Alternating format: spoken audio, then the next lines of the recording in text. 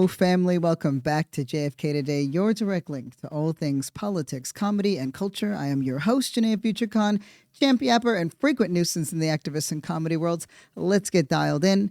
Just before we start, JFK Today is a self-funded, self-produced show. We're on Patreon at Janae FK. I am so grateful for all the support and for you just taking the time to listen. Okay, we got to hit it. We are talking DeepSeek. No, that is not a porn site. It's going to make sense in a second. Musk versus Altman, and a little bit on Colombia and the tariff situation with Donald Trump. I am very irritated. I want to preface this episode to illustrate what a deep state of irritability I am in at present. Because just as I was sat down to record this, there was a power outage. And then by the time I got back on to record, the whole Colombia story had essentially resolved itself. And that was the B story for today. But, ultimately, I'm happy. We get some good jokes in it. But it was just one of those moments. And maybe this will get you going wherever you're at, right? It was just one of those moments where I was so pissed off. I have my bear ears on right now. I had to put my little bear ears on because I was so upset. And it was one of those moments where I was like, okay, it's just like, I got to put my do-rag on, play some Chumbawamba, scream, I'm going to fucking kill myself, and then just get it done. Just handle it. It was just one of those. It's one of those nights. I've been trying to do a better job going to sleep earlier. This puts a wrench in it. But honestly, doing the recording is always a good time, so I can't even be upset about it. So why don't we get into these quick hits before these key stories? I did watch the AFC Bills-Kansas title game. And I am upset. I'm very upset by that critical fourth down call. So for my non-sportsing babes, this only lasts a minute. Enjoy the gay terminology, right? So on the 4th and 1 at the 41-yard line, the Bills attempted to pick up a first down with a classic tush push. For my little homos out there, that's right. It's as small emotion and as important emotion as it sounds. So Josh Allen kept the ball himself, and his teammates shoved him forward past the marker. I saw it with my own eyes, right? It appeared that Josh Allen had done enough to secure the first down. Everybody agrees that this happened except for the officials. Somehow they missed that. Like, if me and Barstool's guy, Dave Portnoy, totally agree that this happened, I feel like it happened, right? And it was a massively controversial moment because right after that, of course, not immediately after, but Patrick Mahomes goes ahead and gives Kansas City a 29-22 lead with a rushing touchdown and based on the ensuing drive. And that basically just sealed the game. And I can't explain it.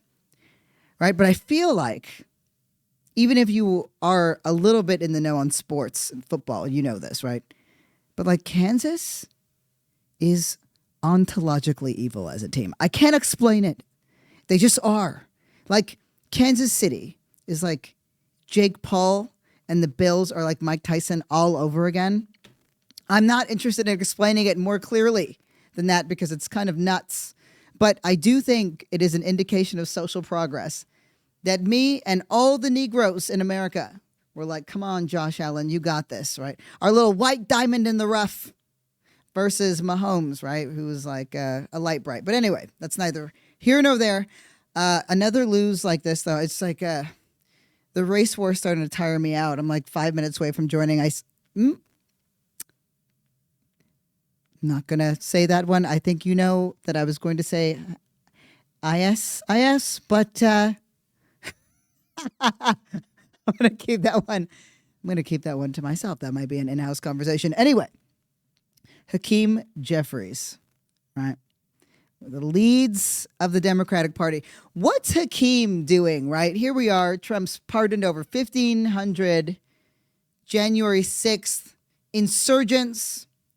There's been of just an onslaught of executive orders that are dismantling DEI, which, honest to God, is really about dismantling civil rights, if you pay attention, right? wants to just upend birthright citizenship, just end it entirely. He's throwing the military in charge of border security. He's withdrawn us from the Paris Climate Accords. And who, right? We're all in this place where healthcare and insurance companies are demons. Got to shop around for healthcare. You got to bargain hunt for eggs. Everything is overcomplicated because of capitalist losers. And what is Hakeem Jeffries doing for us? He had this great statement. He said, presidents come and presidents go. Through it all, God is still on the throne. And I just have to say this from the bottom of my heart. Nigga, shut up. Can you say something useful and do something? Oh my God. I'm just so tired of this. And the left, we're doing the thing again where, we're nitpicking about, I don't want to hear about Kamala Harris right now. I don't want to hear about Joe Biden right now. I need us to be locked in. I understand there's something profound in studying the game tape, but that's not actually what's going on, right? It's whose fault is it? And I'm we got great targets in front of us right now. Again, it's not about letting people off the hook. It's about paying attention to who cast the line. That's what we need to be paying attention to. So, because I did bring up the fact that, we're nitpicking and the girls are fighting again, I thought let's really talk about the great ones, the great fights, when the girls are fighting. But really quickly before I get into Musk and Sam Altman, where was Elon Musk recently? Oh, he was in Germany talking to the AfD. You mean the Nazi party? The white nationalist party in Germany. And what was he saying? Was he saying, oh, you guys are great, right? This is amazing what you're doing. You should be proud of your culture, because that's what he was doing right now. He's telling them the German people are really an ancient nation, which goes back thousands of years. It's good to be proud of German culture, German values, and not to lose that in some sort of multiculturalism that dilutes everything. So remember when everyone was it was the Roman salute? Okay, cool. Here's a clip of Tim Dillon, okay? This is a comedian. He's on Rogan. He's all up in the manosphere. And I thought this might be a great time to demonstrate the utility of comedy, but also the fact that blanket judgments, either way, don't work. Tim Dillon is great with satire. I'm just going to play what Tim thinks about that little arm gesture. Now that we've got Musk giving shout outs to the AfD while he's there talking about how everyone should be proud to be white. Here we go. Really mattered. And I just want to say thank you for making it happen. Thank you. So this is Tim Dillon listening and watching this clip of Elon Musk right before he hits the salute. Yeah. So people are mad at this gesture. All this gesture means is Heil Hitler. I'm sorry. Okay. Okay, let me keep going. This is all this gesture means. This is a gesture signifying your support for Hitler. Hitler was a politician in Germany in the 1940s. People had varying degrees of, some people really liked what he did. A lot of people were not into it, and that's fair. And I think when we look back on history, a lot of, now, you know what I mean? It's things that happened then, we'd never do now. And I think that's Hitler, that we run into that a little bit with Hitler, where it's like at the time, you know what I mean? It's like the word Oriental. It's a no-no now. But back then it wasn't, So I think this Hitler thing is just one of those things that, he's just heiling Hitler. And people seem really upset about that. I think they think that means something else. He's just saying, I like Hitler. That's not. Okay. So this is a great example of how to respond. It amazes me that Tim Really Dillon. matter. Oops, I just gotta close that out. That Tim Dillon is just like so much more on point than CNN, for example, or any of these mainstream legacy entities that were like, oh no, let's make this a debate about what he might have meant. It's like, no, it was very obvious. It was very clear. Anyway, I got to tell you now, we got to just move into DeepSeek. It immediately caught my attention because I was like, what is this? Because it sounds like a Pornhub category if we're just being straight up. But no, it's another way in which China is crushing. Okay. So it's a little known AI lab out of China, and you all know how I feel about AI. It's like much more complicated. There's several episodes in the back. It could be an amazing fucking thing, but it's being used to,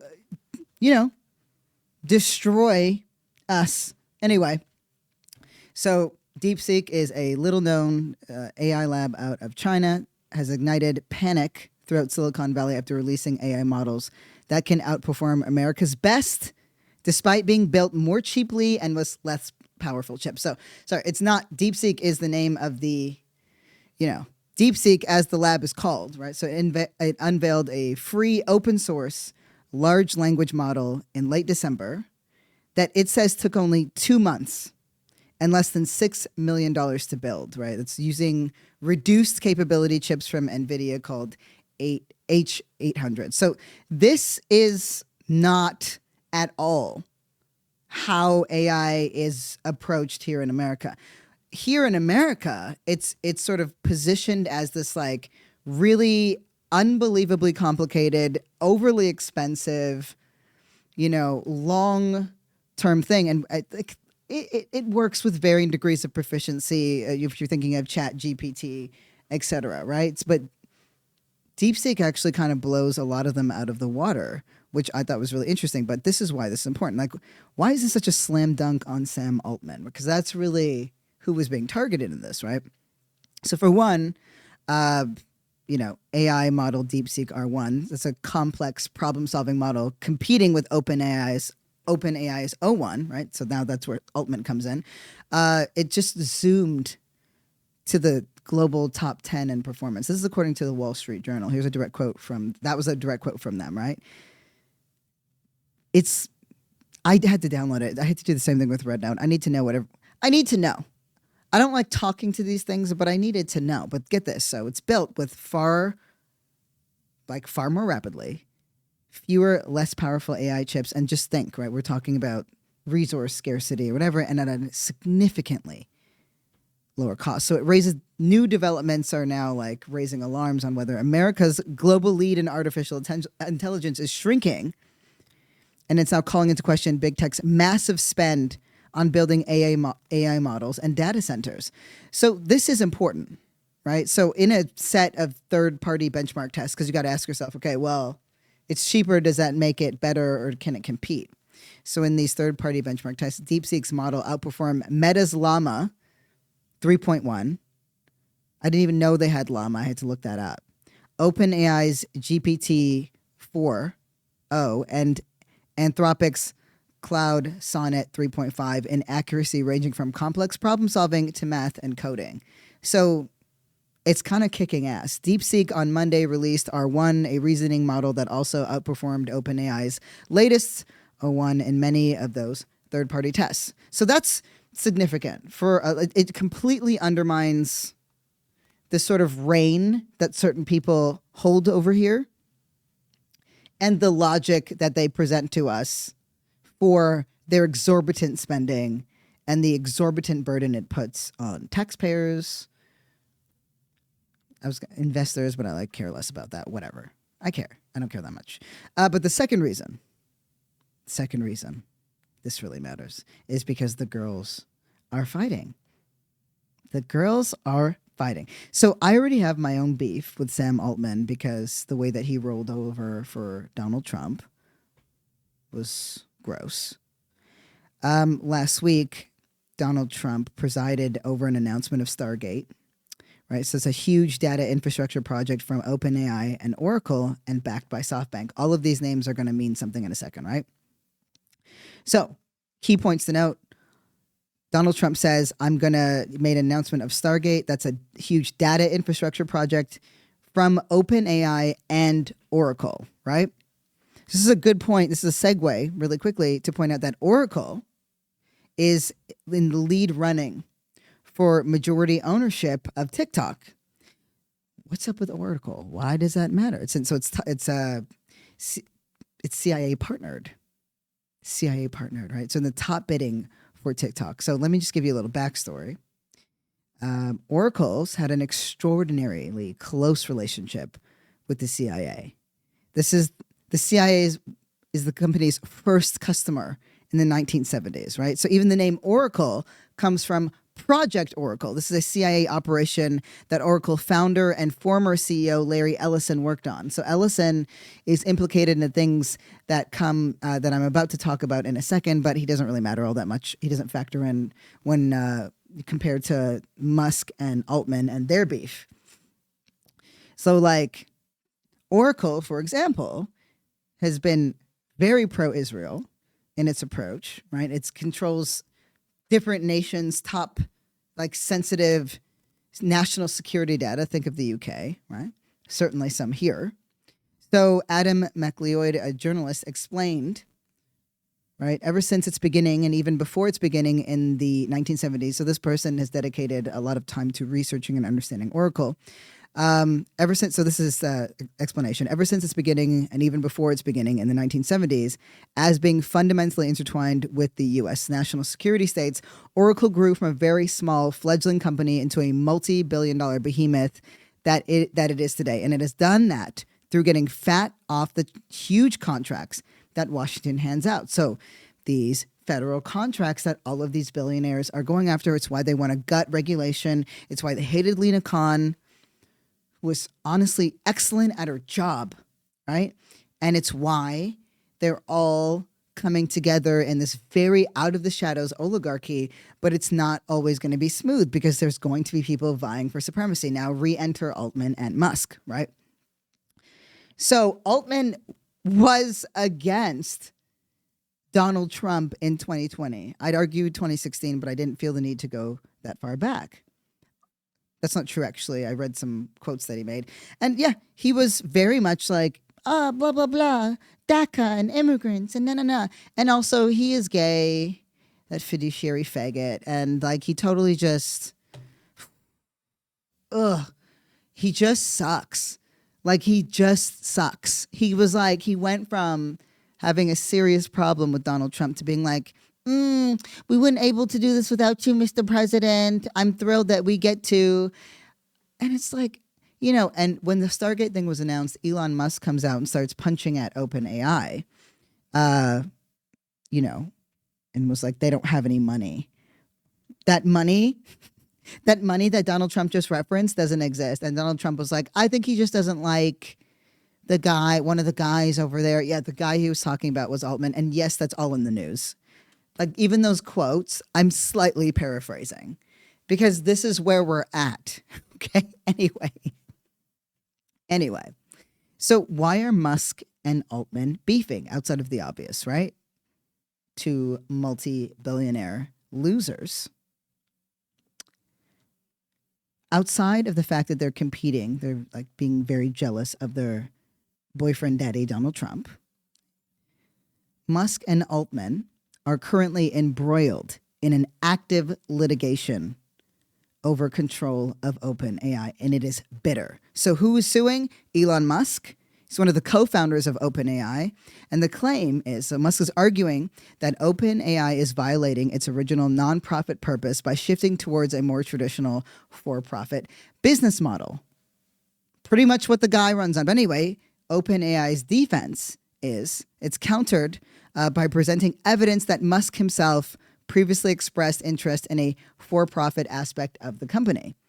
So here's the facts, right? If Musk gets his way, he could kneecap a rival. So he takes out Altman, and he would become dramatically wealthier. because remember, his whole thing is, I want to be the first trillionaire. If he loses, OpenAI will retain its position as a powerful competitor to Musk's nascent AI efforts. So this matters because of how it implicates its implications on our future. Gosh darn it, I'm a bit inarticulate. I really was raring to go about 2 hours ago. I hope I'm making this interesting enough, because it was just like a lot of like notes, so many notes. But anyway, it's like it has future implications because AI has massive implications on us. But right, these are the biggest players and influences on our culture, on our politics. Donald Trump he's aging out, right? Like we got to think years in advance. He's like aging out and we're thinking, oh yeah, it's JD Vance and it's this guy and it's this guy. But like, listen, these billionaires are going to be coming harder and harder into the paint for us. When I say for us, I mean like against us. Do you know what I mean? Like they're coming for us. And they're very clear on the devastating effects of AI if we go in the direction that we're currently going. Let me just play this clip of Altman, who is very cavalierly discussing this major shift, right? Just want to play this real quick. I still expect, although I don't know what, and this is over a long period of time. This is not a like next year or, the year after that kind of thing. But over a long period of time, I still expect that there will be some change required to the social contract. So he's talking about AI in this case. There would be some change to the social contract. Given how powerful we expect this technology to be. I'm not a believer that there won't be any jobs. I think we always find new things to do. But I do think like the whole structure of society itself will, be up for some degree of debate and reconfiguration. Do you know the staggering degree of hubris one must possess, right? To say we're going to change the social contract, right? It's just going to happen. And I'm not concerned that there won't be jobs. I'm not concerned about that. But it'll fundamentally change society. And it's like, of course it's going to fundamentally change the economy, right? So what is the social contract, right? It's like an agreement between people and their government that outlines the rights and responsibilities of each party. There are ways that it's applied in different ways, but that's ultimately what it means. It's an idea, it's a theory, it's a model, but it's the application of those things and concerns the legitimacy, authority of the state and the individual. So we have a social contract, whereas we, do these things, you give us these things. America has a very damaged and flawed social contract as it is, right? Because of, there's so many reasons. I would argue now private equity is one of the largest players, but we all know that racism, classism, sexism, and like our country is now being run by a bunch of beta cucks, the worst combination of things, right? And so we need to be really mindful about this. Now, I'm going to, I love a little upswing. So this is where we're going to get into Colombia for a second, because how to navigate this and how to handle this, we have the right people. Like we're all here already. We're here in this country. We're around the world. We just don't have the right positions of power. So I'm going to be very, very brief on the whole Colombia thing, because the whole thing got resolved, right? But basically how it started, and then I'm going to go into, I wrote some notes because I didn't think I was going to do this segment because it already got resolved. And then I wrote some notes on things that we can do to sort of like locate that power within ourselves and in our communities, which we've already discussed, that is going to build out into a brain trust over the next 4 years that we will actualize into a larger movement within that time. It's going to be fucking sick. But anyway. This is what happened with the whole Colombia thing. First of all, I found out that there are people in Trump's administration that don't know the difference between Colombia and Columbia, the university, Okay. Right. So that was one. That was fun to find out. But anyway, here's how it started. Trump is like, okay, I'm going to deport people. We're going to be getting more deeply into what's happening in Chicago for tomorrow's episode. But right now he's like, I'm going to deport 2 planes loaded with migrants back to Colombia. I'm going to take these Colombians and then back to Colombia, right? So in response, Colombia's president, Gustavo Petro, rejected both of those Colombia-bound U.S. military aircrafts. This is what he said. This is his quote. The U.S. cannot treat Colombian migrants as criminals. I deny the entry of American planes carrying Colombian migrants into our territory. The United States must establish a protocol for the dignified treatment of migrants before we receive them. Well, Trump lost his shit. And let's be real, right? I didn't think this thing was going to last because where's Eric Trump and Don Jr. going to get their link from? Their sneaky link. Because we all know what those dudes are doing. I'm rubbing my nose here, y'all. I'm rubbing my nose. No, there's way more going on in Colombia than that, but we also know that that's a thing. Anyway, so Trump runs the truth out because that's where he lives, where all the other dorks and weenies live, and beta cucks. So he runs on and he just yells. He yells about how he's going to hit them with 25% tariffs on all Colombian incoming goods, right? And he's going to raise those tariffs to 50% in a week, and he was going to take all these other retaliatory measures. But this is what's so intense. The U.S. imports 20% of its coffee. It's worth nearly $2 billion from Colombia. Does things with bananas, oil, so petrol. That's our gasoline, avocados, flowers, right? All of it. We have this deep relationship, and Colombia has actually been a pretty sizable ally to the United States in terms of trade for quite some time.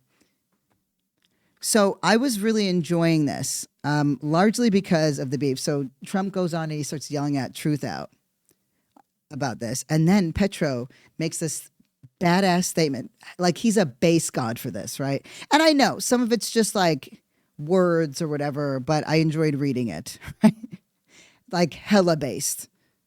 That's a good thing for my non-internet cronies. You're all good.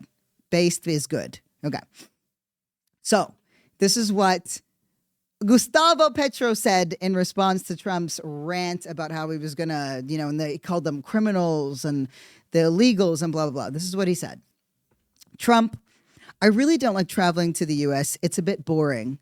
But I confess that there are some commendable things. I like going to the black neighborhoods of Washington where I saw an entire fight in the U.S. Capitol between blacks and Latinos with barricades, which seemed like nonsense to me because they should join together. I confess that I like Walt Whitman and Paul Simon and Noam Chomsky and Miller. I confess that Sacco and... I don't actually know this person. I need to look this up because I bet you that's not how you say that. Anyway, and Vanzetti, who have my blood, are memorable in the history of the USA, and I follow them. They were murdered by labor leaders with the electric chair. The fascists who are within the USA are as well as within my country. I don't like your oil, Trump. You're going to wipe out the human species because of greed. Such a badass line. Maybe one day over a glass of whiskey, which I accept despite my gastritis, we can talk frankly about this, but it's difficult because you consider me an inferior race, and I'm not, nor is any Colombian. So if you know someone who is stubborn, that's me, period. You can try to carry out a coup with your economic strength and your arrogance, like they did with Allende, but I will die in my law. I resisted torture, and I resist you. I don't want slavers next to Colombia. We already had many, and we freed ourselves. What I want next to Colombia are lovers of freedom. If you can't accompany me, I'll go elsewhere. Colombia is the heart of the world, and you didn't understand that. This is the land of the yellow butterflies, of the beauty of Remedios, but also of of Buen Dia, which I am one. He's talking about the colonels. Perhaps the last you will kill me, but I will survive in my people, which is before yours, in the Americas, we are peoples of the winds and the mountains, the Caribbean Sea. And he goes off, and he's just going on and on. But I enjoyed reading it. I really did. I had a good time. It's fun. But yeah, I was all for the base god part of it, but then they had to capitulate. And this is why I was like, oh God. But it's important that these other world leaders stand up to Donald Trump. What we do know is that this is how Trump intends to conduct business from here on in, and that a lot of people were watching that. And yes, he had to fold. He folded. That's what happens when a country has had generations to build itself up as one of the superpowers in the world that a lot of people are going to have trouble standing up against. But still, base God moment, fun to read. The migrants are back home safely, and hopefully they will be treated with a measure of dignity in Colombia that they perhaps did not feel at that time. I'm so you know what? I just gotta say something else. What's a good upswing? Oh, ontology. I mentioned that, I was like, they're ontologically evil. It's just one of those words that you could just throw around and makes you seem super smart. Like, just go ahead and use it. You'll sound so smart. Its application is, it just is talking about the branch of metaphysics like dealing with the nature of being. Just go ahead and drop it. You just sound like a genius. It's the study of being. That's the one good thing that came out of losing our edge because we all went into academia as queers. Anyway. Oh shoot, we hit the time. Okay. This is I'm going to be so quick, right? Because I'm thinking about all these executive orders and then how quickly this moved, right? Because I spent more time than I'm willing to admit getting all the facts of this Colombia thing, because this is a very truncated version that I gave because I wasn't sure where we're going to end up. And then just as quickly as the beef happened, it was gone. And it occurred to me, right? This is precisely the thing I warned us about, that this was going to happen. And if I could get frustrated as much as I did, because, I got knocked down and then I got up again. Thank you, Chumbawamba. And then I listened to their song about hating fucking Nazis. It occurred to me like this was the point, the overwhelm, right? The 200 something executive orders, the tariffs, the threats, the bullying. And it made me think of Naomi Klein's shock doctrine. This exemplifies that, the shock doctrine, right? We use chaos and crisis to push through far-right radical changes while people are so disoriented, right? They can't effectively resist. It is strategic exploitation of attention limits, right? Of cognitive limits. The point is to fatigue us. Now, because I am a Canadian, it feels very important to bring up one of my favorite media theorists, Marshall McLuhan. I once beat a this was a high school, the name of a high school, and my high school faced that high school in basketball, and we destroyed them. Absolutely destroyed them. I felt like I needed to say that because it was a very racially charged game. Anyway, media theorist, very smart, right? This is what he said. He predicted this. When humans face information overload, they become passive and disengaged. The rapid fire executive orders, right, that we have been seeing are just, they're meant to make it impossible for any of us to thoroughly analyze any single policy. Luckily, we do a good job of that here, and then amplifying other people who are doing the same.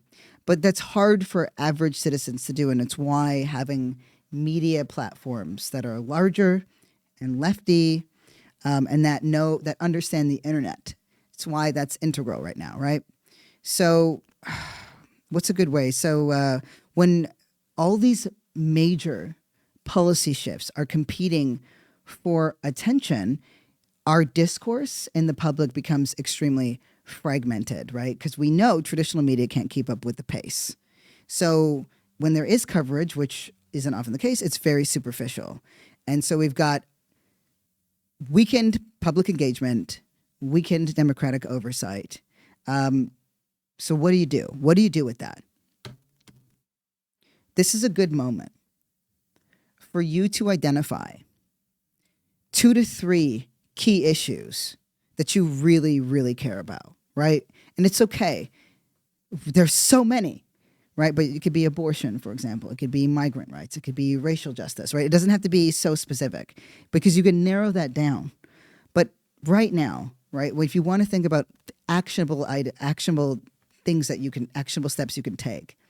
What are three, and it doesn't have to be things you're an expert on. It could be things that you know are going to be very important, right? Disability, justice, disability rights is a huge one. Underserved, as we know, it's going to play a huge role in everything it already does, right? Trans rights, whatever. Stick to those three things in terms of becoming some form of light version of a area expert, right? And then use other experts, organizations, aggregators, right? So find your trusted entities on that. They're going to do the heavy lifting on breaking down those patterns. So, for example, a friend asked me about where's a place where they could look into, the economy and data on the economy, right? Or where money is going. Blah, blah, blah. So I mentioned Open Societies Foundation, but also ACRE, right? The Action Center on Race and the Economy. So there's all these little places that are collecting all this data that matter, blah, blah, blah, right? So that's two. They're the entities that are going to help identify the patterns that are being used against us, but also things that have worked historically. When you get hit with a policy that touches on the thing that matters to you the most, right? Seek out those, remember I think I mentioned, sorry, I'm fading now, so I got to go faster. Sorry. Yeah. Thanks for sticking it through. I'm with you. It's 3:30 a.m. I'm being a good boy though, and trying to sleep earlier. It's just that God had a problem with me tonight. That's the only answer, honestly. Okay, no, it's ridiculous. Anyway. Once those organizations, those aggregators, those advocates, they will have a way to see through sustained campaign efforts, right? Even if it's the ACLU, it's a way to keep yourself informed and to join in those very specific campaigns to build your expertise, but also take action. And then the last thing, which is the most important thing, community. We've got to build community. Do not feel compelled to respond or, immediately just react to these new policies, right? Initial reporting often misses so much context, which is why I've struggled with social media so much, but I'm getting over my shit, right? But the community thing is going to be the most important thing because, again, we know what critical mass looks like, but we need critical connections. That's actually what we're missing right now. Connections through issue areas, but also connections as human beings to human beings. Anyway, I'm going to hit those VMs because I'm yapping way too much. What do we got? Hey, Future. My name is Christian from Broward County, Florida, and I have a question. So during this discourse between men and women going back and forth, it seems we're at such an impasse and we're unable to come together and really connect. Men have something to say about women, women have something to say about men. The Twitter feed is filled with it. What do you feel is the answer going forward? Someone told me that men have refused to come to the table for this conversation for so long that at this point it doesn't matter and there's no return. It's only revenge. But I believe that there is a way for us to come together, to talk about things, and create an environment where we do all go forward. But I just want to get your take on it. Thanks. Oh, Christian, that's such a good question. And one, because I've been a lot of the framings of today I reject, right? It was the loneliness epidemic. And then that loneliness epidemic, shifted into the male loneliness epidemic. Because, girls never get lonely, ever. Never, ever. Being universally hated systemically does not at all make you feel lonely. But it turns out that that's not something that women own in the way that trans people don't own gender dysphoria, right? We all are I would tweak here, this could tighten up. All being alive is trying to manage your wobbly bits. That's it. I think we go back to that 25% rule over the 75%. Which is, how do we build trust? And one of the best ways to build trust is through a campaign. where there's shared values, at least around this specific thing. I have another thing that I want to bring to the table, right? So, for one, I think we have to reject preset mythologies. That harm and damage has happened across gender identities 100%, right? Like, that's how these things are set up. They're like, we're going to give these very select advantages to a population of people that's considered male, but we're not going to have them evenly applied, right? So even within that's half the population of the world, they're not all going to receive this way. And then the other half, they'll get whatever's left. Sprinkle it down there. But you look at unemployment rates of men, suicidality, and then you look at age, right, in terms of when young people are abused, and boys and girls experience abuse at the exact same time, at the exact same rate. So there's a lot of misconceptions, and I think Me Too was incredibly important, but there was a fatal flaw. I got to really wrap this. The fatal flaw was, of course, that it relied on on violent gender, right? So the violent gender was male. And I actually think that was very wrong. To frame it that way, you got to let movements grow. And I waited to see if they, were going to grow. They didn't get the chance. But it's not about violent genders, right? Masculinity is not inherently violent. Misogyny and patriarchy are. It was about gendered violence. And the process of gendering is something we all experience, right? So that's going to look at age. That's going to look at race, not just race, but color of skin, right? Like the color, the tonality, your size. It's going to look at disability. It's going to look at class, because that is all the process of gendering. And it actually dispels the myth that this singular population of people is most responsible for the perpetuation of harm. Now, look, I think that there is 100% a case to be made. When you're looking at the perpetrators today of harm, it's largely male-identified people. But I'm not sure that I trust how that data is accumulated to begin with. And I think that men experience harm from other men at an unbelievable rate that doesn't often get discussed. So my response is this, and this is really the vibe that I think where I want to bring us back to, and I'm going to round it out here because, wow, I yapped for so long. If you stuck it through, thank you so much, because I hope this was a good episode, because I lost the plot today in terms of my brain, but I'll just end here. I've been sitting with this, and the right has been, we're just being honest, they've totally crushed when it comes to stealing our language, our rhetoric, and throwing it back. And of course, the libs and the progressives are like, let's juggle more of their balls. So we'll just hold their balls. Let's squeeze their balls, right? We generate language, we generate culture, and then they take it and they ruin it. And we haven't gotten one back yet, right? I mentioned the whole critical race thing, the whole identity politics, the whole cancel thing, and I've got it. I've got it. This, because we talked about the villain era, and I'm here for it. And I'm like, what the fuck do we need? We need something new. We do need to kill PC culture in leftist movements. Like, fuck it. We need to actually kill it. It's not helping. And I'll rant about this more tomorrow, but I'm going to seed this idea tonight. Dark woke. We need to go dark woke. That's what we need to do. That's how we take that fucking word back, which we have not been successful. And it blends this, I think, this vibe that we need to embody. We need to go full on dark woke. Fuck them. Okay, now I got to go because I've really yapped you off. And I'm going to talk a little bit more about that tomorrow because I think it has a lot of slap potential. I think we have the potential to be base gods here. But anyway, let me hit that outro music real quick. All right. I just want to say thank you so much for listening to JFK Today. It means the world to me. The show really is a labor of love. New episodes drop 5 times a week. We're available everywhere podcasts are. If you love the show, go ahead. Feel free to support us at on Patreon, patreon.com/JFK. Don't forget, I want to hear from you. Drop your voice note questions, JFK Today Show at gmail.com.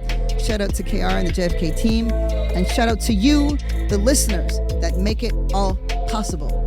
Love you.